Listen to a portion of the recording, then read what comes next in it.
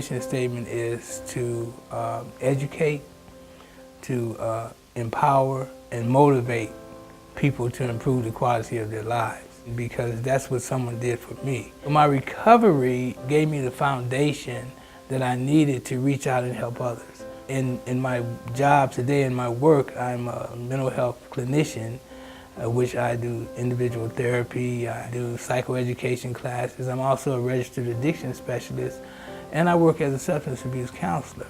And on the side of that, I do HIV activism within the community. I do speaking engagements for people who are infected with HIV, for them to not be ashamed and to embrace their condition and learn to live with it and not die from it.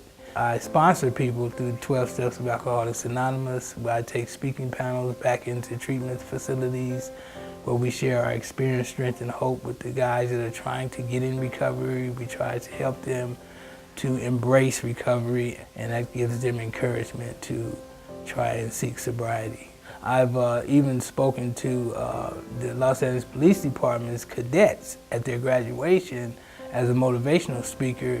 You know, I've come full circle. You know, from the time of being arrested by LAPD and sent to prison, to come back and be able to speak and to share and to motivate and educate and encourage people to support the local police department, because they actually saved my life. My first exposure to alcohol and drugs was right around about 7 or 8 years old, and that continued even through high school. I began to embrace the street life, the street hustling life, and it afforded me the opportunity to provide for my siblings and my family and my mom, you know, when my dad couldn't provide for us. But what it did is it instilled a certain mindset within me that I could do wrong and it was okay, you know, because I was doing it for a noble and a good cause, because I was helping to feed my family. You graduated from high school, and about the same time you were married and had a child.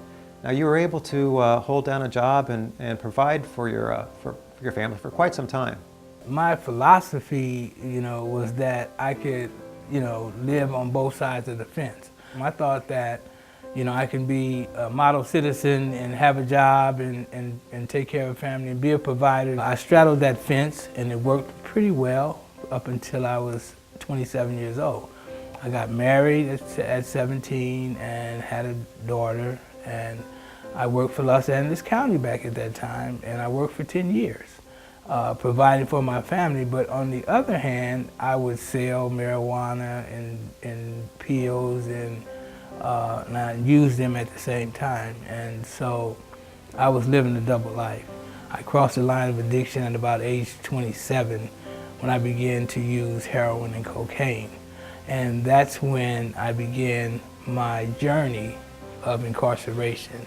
Once you were released from your first incarceration, what happened?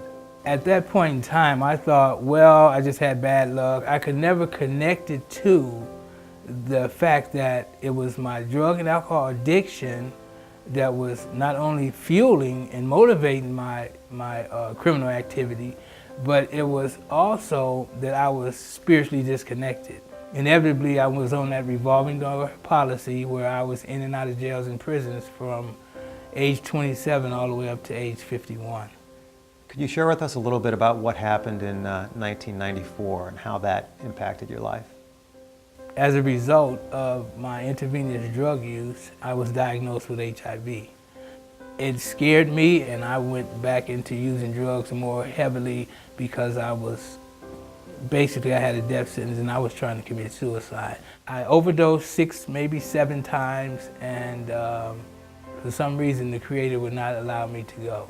You know, he brought me back every time, and I would wake up in hospitals with IVs in my arms, and I would pull them out and run out of the hospital before the police get there to take a report, because I knew I was going back to jail or to prison. From 1994 to 1998, I was just running around Phoenix, Arizona, you know, just in and out of jails and prisons, and just repeating the same things over and over and over, and not really knowing how to change things. That's when I got sentenced to treatment.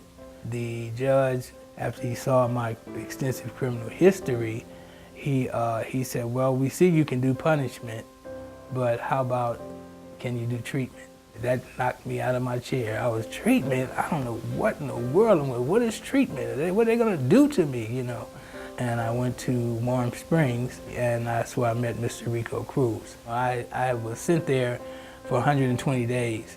And my counselor, unfortunately, had had a heart attack and was off, and I was just running around the facility without a counselor. Didn't have any guidance, and I saw Mr. Rico Cruz. He was having group sessions with his clients, and I just told him I need help. And so he was very influential and instrumental in me getting into recovery, because I disclosed my HIV status, and that I was an intravenous drug user, and I had hepatitis C, and I have all these incurable diseases. And he shared his story with me, and our story was so much alike, because he used to be an intravenous drug user, and here he was the head counselor at a facility, and I was like, wow. If he can recover, maybe I can too. So he gave me that hope. Previously, I had tried to overdose 6 or 7 times, and something kept bringing me back. And you know, I attribute that to being my creator, which I choose to call God. So when I connected those two things together, and I said, well, maybe there is a purpose for my life.